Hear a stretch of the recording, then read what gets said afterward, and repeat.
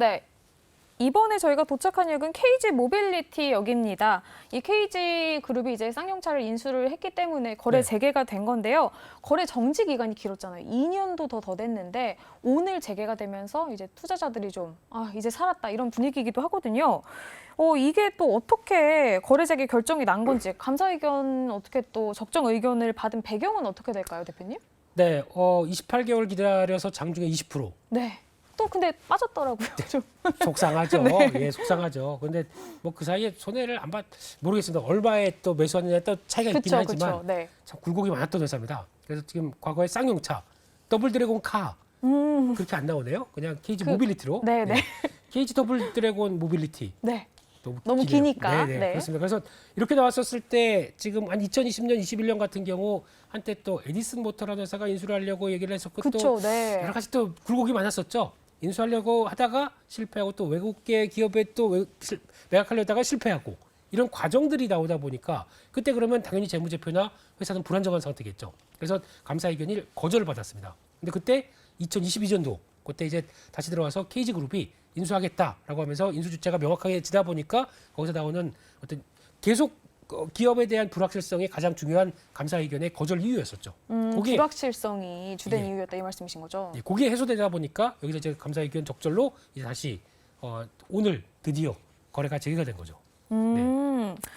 어쨌든 간에 이 KG그룹이 인수를 하게 되면서 KG 모빌리티라는 네. 대표님의 그 마음에는 썩 들지 않는 이름인 것 같아요. 더블드래곤이라는 이름을 쓰지 않고 저랑 무슨 상관이겠습니까? 회사 KG 열심히 하면 되죠. 모빌리티가 네. 됐는데요. 오늘 같이 나온 소식이 이제 에디슨 모터스 말씀하셨던 네. 원래는 쌍용차를 인수하려고 했다가 뭐 자금 부족 뭐 여러 가지 이유로 못했던 그 회사를 KG그룹에서 인수를 한다. KG 모빌리티가 인수를 한다. 이런 얘기가 또 나왔거든요. 네. 이거는 또 왜 이거를 꼭 인수를 하려고 하는 걸까요? 세상이 먹고 먹히는 관계네요. 그러니까요. 네. 비즈니스는 이거 안심할 수가 없어요. 네. 그렇습니다. 저희 지하철도 괜찮겠죠? 저희 지하철은?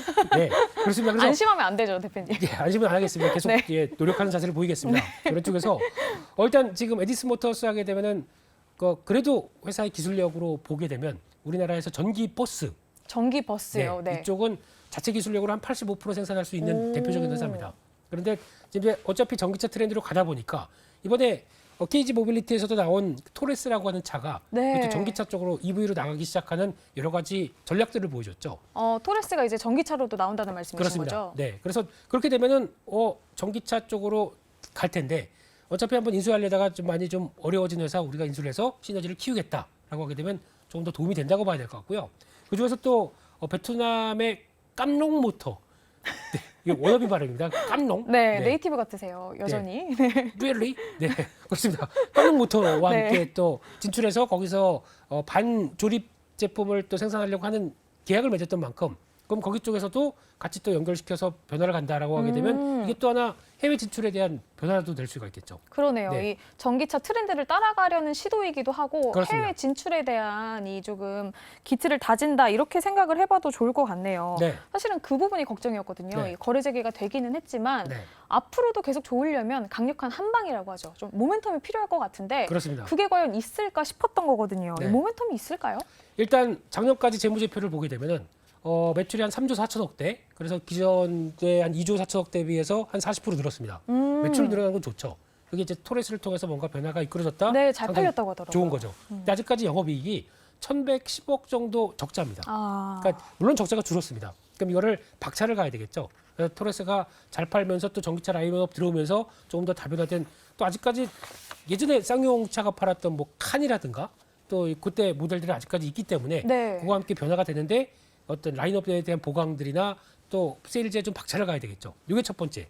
두 번째는 지금 전략들 보게 되면은 전기차 쪽으로 가기 시작하면서 우리도 자율주행할 거고 또 나름대로의 이번에 그 전기차에 들어갈 때 배터리를 보니까 LFP 쪽, NCM 쪽을 같이 섞어놓은 하이브리드 계열입니다. 네. 되게 특이하더라고요. 오, 네. 그렇네요. 네. 하이브리드. 네. 네, 그래서 LFP 같은 경우도 셀투팩이라고 하는 최신 기술을 결합해서 그만큼 성능을 끌어올리는 이런 변화를 봤을 때는 신경을 많이 썼구나 하는 생각은 드는데 얼만큼 이제 성능을 내서 그만큼 또 가격적으로도 메리트가 좀 있어야 되겠죠. 아무래도 지금 토레스가 잘 팔리는 이유는 가성비에 대한 얘기가 네, 네. 많습니다. 아직까지 1597cc예요. 차 잘못 네, 차도 없습니다, 제가. 네. 아이고 죄송합니다. 있으시죠 쌍화차? 네, 죄송합니다. 예. 네. 그래서 이렇게 되기 시작했었을 네, 때 네. 그런 가성비를 충분히 반영해서 움직이기 시작하겠다라고 하는 것도 하나의 전략이기 때문에 전기차에 대한 라인업들을 그만큼 보강을 시켜서 속도를 내주느냐 이것도 앞으로 가야 될 길이라고 봐야 될 것 같습니다. 어쨌든 간에 이 쌍용차가 가지고 있는 이미지 자체가 좀 가성비 쪽이라는 그 이미지가 강했거든요. 그렇죠. 토레스처럼 전기차도 어쨌든 그 가성비를 지킬 수 있는 그 라인으로 가야 된다 이런 말씀이신 거잖아요. 네, 그리고 또 새로운 기술 계속 보강을 시켜야 되겠죠. 네. 그렇죠, 그렇죠. 기술도 중요하다. 아무래도 그 부분이 앞으로 제일 중요하게 생각해야 되는 포인트인 것 같은데, 네. 그러면 오늘 이 KG 모빌리티가 오르면서 네. 희한하게 KG 그룹주들은 다 떨어졌습니다. 그렇죠. 이거 다 오늘 파란불을 켰는데요. 혹시 KG 그룹주들 중에서 저희가 또 함께 보면 좋을 종목들이 또 있을까요? 그러니까 KG 모빌리티가 상장하기 전에는 어차피 저게 나오기 시작하면서 그게 수혜를 받는다라는 관점 쪽에서 KG 그룹주가 먼저 올라갔었죠. 그렇죠, 그렇죠. 약간 대한 성격으로요.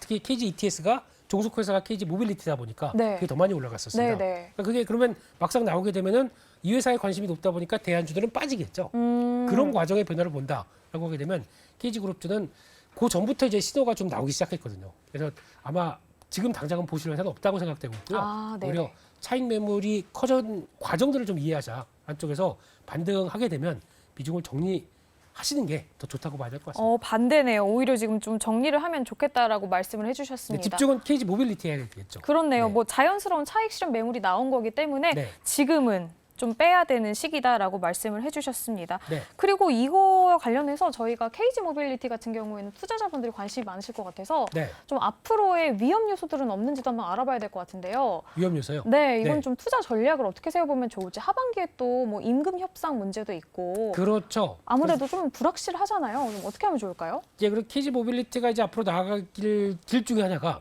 이제 얼만큼 이제 자산들을 전략적으로 배치를 해서 잘 구조 조정을 통해서 이를 이끌어 가느냐. 지금 또 얘기 많이 나오는 평택 쪽이 또 그 사이에 땅값이 많이 올랐. 평택 땅값이요? 네, 그래서 공장에 오. 대한 재배치 얘기도 많이 나오는 것 같은데. 네네네네. 그런 것도 하나의 활용할 수 있는 거겠죠. 그럼 그쪽을 팔고 또 좀 저렴한 데 가서 그 나머지 비용을 가지고 또 전기차에 올인한다든가 네네. 이런 전략적인 변화도 나올 수 있겠죠. 근데 그건 장기적인 변화겠고 네. 그런 쪽에서 어떤 지금 트렌드에 맞게 변신해 가는 과정들이 지금 일단은 거래가 재개됐기 때문에 단기 관심은 높지만 관심이 또 빠질 수가 있습니다. 네. 그래서 그거는 아마 지금 당장에 지금 주가에 관련돼서 오늘 올랐으니까 내일도 또 올라간다라고 보시기보다는 좀 변해야 될 시간이 필요하다라는 쪽에서 좀 너무 올인하는 또 이제 과열이 강할 때 들어가는 전략은 바람직하지 않다 이렇게 봐야 될 것 같습니다. 그렇다면 대표님 말씀께서는 좀 이렇게 나눠서 매수하면 좋다라는 의견이신가요? 아니면은 아직은 지켜볼 때다, 아직은 매수할 때가 아니다라는 입장이신 건가요? 네, 매수 얘기는 안 했습니다, 제가 지금.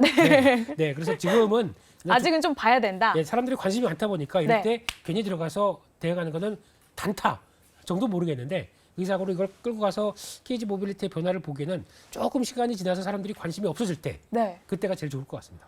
그러면은 지금 오늘 뭐 같이 얘기 나왔던 이 KG 그룹주들 네. 뭐 다 일단 지금은 손을 떼야 할 시점인 거고 KG 모빌리티도 지금은 들어갈 시점이 아니다. 이렇게 지금 정리가 되는 거군요. 네, 하지 말란 얘기네요, 지금.